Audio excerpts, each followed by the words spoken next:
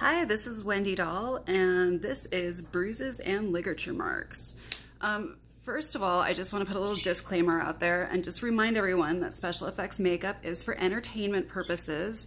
I don't recommend doing this as a prank on like your mom or something so that they think you got beat up or something like that. Definitely for entertainment purposes, for photo shoots, Halloween. Please apply special effects makeup that looks really real in a responsible way. All right, awesome. One of the things that I was gonna do was do a demo on my wrist with shackles, and then I realized I don't have as many hands as I thought I did. So I will get to that, but I'll start off with bruising, and I'll do that on my neck area. So last week I did a photo shoot with Nick Scrim and with VIP Photography from Denver. And one of the characters that Nick's was in the photo shoot was kind of a neglected mental patient from like 100 years ago. So we did a lot of bruising on her, and she used these shackles as well. So we did ligature marks on her wrists where they would rub. And I'm just gonna kind of help recreate some of the things that I did for her makeup that really brought that presence forward. And then also as a reminder, I know this is like a standing disclaimer on my YouTube channel, but I do have products that I like a lot, either because that's how I learned to do things or that's just what has become my favorite over time. But you can use any products that you're comfortable with, and how I'm using them is not necessarily how the company that sells them says you should use this product. One of the things that we'll be demoing with is the Ben Nye Bruise Wheel. So that kind of speaks for itself. This is intended to make very realistic bruises, and it's called the Bruise Wheel. And then I'm also going to be using an eyeshadow palette that has some yellows and some purples in it by Urban Decay, because I want to show you bruising with powder and then ligature marks more with the Bruise Wheel with the cream kind of texture. So when doing bruising, I want to think about placement. If I want realistic bruises for a photo shoot, if I want to create an effect of finger marks, like someone grabbed me too hard and I have finger marks on my neck or on my arm, I want to kind of look for myself and see, well, where would that go? So using my own hand placement, I can see, well, this is where a thumb bruise would be appropriate, fingers would be appropriate. If I was doing something where a collar or a chain or a rope was going to be safely around my neck for the photo shoot, I would do something appropriate for that. But I'm going to start with powder, neck, and kind of going along the lines of finger marks, as if someone grabbed you too hard. For the powders, I am using brushes. For the bruise wheel, I'll be using disposable applicators, because cream and grease makeup tend to be very, very hard on your makeup brushes. So I stock up this time of year, especially because this is a great time of year to buy special effects makeup, on disposable applicators, like disposable eyeshadow applicators that have the sponge tip, disposable cosmetic wedges that you can apply foundation with. Those are great for creating these kinds of effects and that kind of texture. And you don't have to worry about trying to figure out a way to replace it or wash it afterward. They're meant to be thrown away. Use once, throw away. I'm also using a colorless finishing powder, a setting powder by Ben Nye, that works well over the bruise wheel. So it's products made by the same company that are meant to be used together. And so I'll show you that as well. Okay. So to get started with my neck, I'm going to use a plum purple color. And like we did before, I'm going to go back and kind of see where my hand, again, I don't have as many hands as I think I do. So I see where my thumb's pushing right there and my fingers are pushing right there. And then there's also that kind of span across my throat where a hand could be resting potentially for this look. So I'm going to take some purple and kind of just give myself some placement, a little bit of a guide. So this is where fingers were going to go.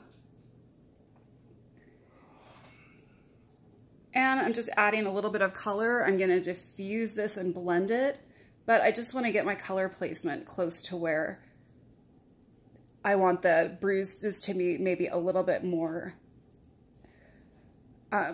dramatic, and then blend where I want them to just look maybe more like old bruises that are healing, and that'll come in with the yellow.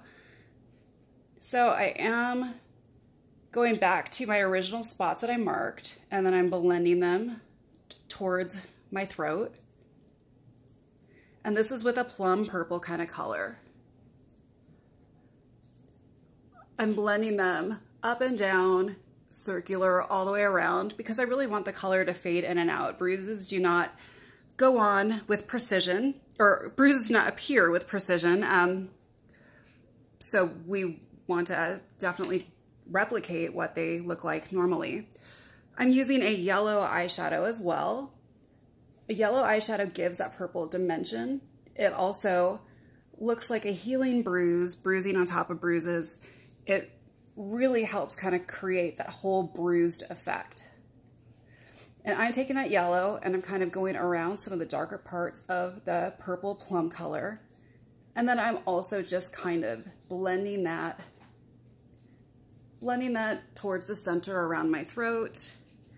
Then I'm going to come back around on this side.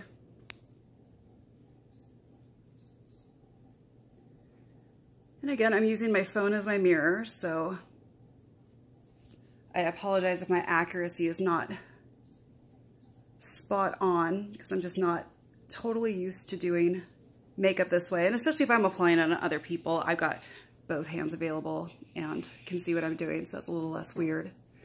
So I'm adding some yellow. I'm gonna go in and add a little bit more purple at a couple of spots where the fingertips are gonna be a little bit more carved into the bruise, and add a little bit more color here around my throat. And then I'm taking one of these big fan brushes and I'm gonna just go over and dust the colors together, starting with where my thumbprint is, all the way across the line of my throat, and out where the fingers are. And I'm brushing out towards my hairline. If I was doing a ligature mark as if something was being wrapped around my throat, I would want to take this all the way around. But if I'm just going for the kind of look from someone grabbing my neck, then I'm gonna just apply that color where that hand would go and not worry so much about all the way around. In my attempt to show you a shackle on my wrist, which is gonna be quite the trick because, again, I only have two hands and one's holding the phone. I'll give you a better idea of ligature mark, and that's when I'll use the cream makeup. But when I was putting my hand here, you can see fingers also fall kind of to the collarbone a little bit.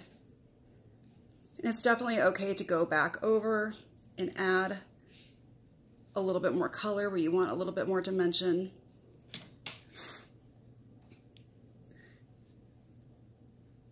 Add a little bit more yellow. And if you're blending it together, if you're bringing it around and blending it together, it's not gonna look like a big hickey on your neck. It'll look defined. It'll look like fingerprints. You'll be able to tell exactly what it is that the effect is. And it looks very real too. So it's yellow and kind of a plum color. And let me see if I can get the visibility for you a little bit better.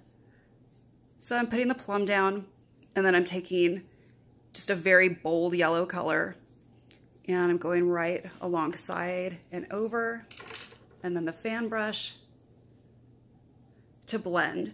I can also use this brush, and I can put it in the yellow or in the purple to add a little bit more color somewhere if I just want to put a dab of color, and if I'm really just trying to blend it and blend it and blend it, and I need a little bit more of one of the colors to really get a better blend.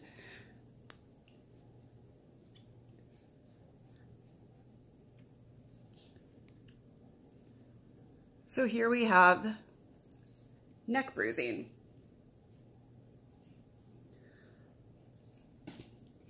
Okay, so the next one I'm going to attempt is going to be on my wrist. And one of the props I have is shackles. Now, these are very cool shackles. They're very realistic. I almost wasn't going to use them because I thought I couldn't find the key, and this is the kind of shackle that's a prop, but it does require a key to get in and out of it. So if you're using props like this that are very realistic and very real looking, make sure that you've got your key handy.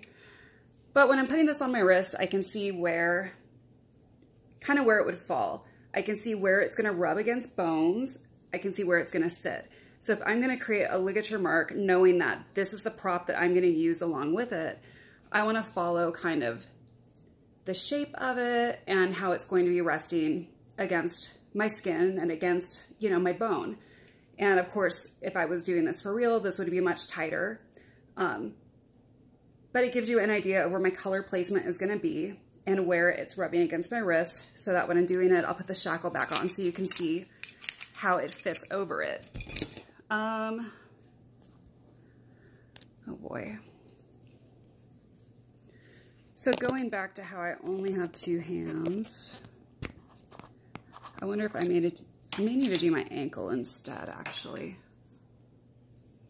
because I'm not going to be able to apply the color that I want to and show you what I'm doing. So let's do my ankle instead.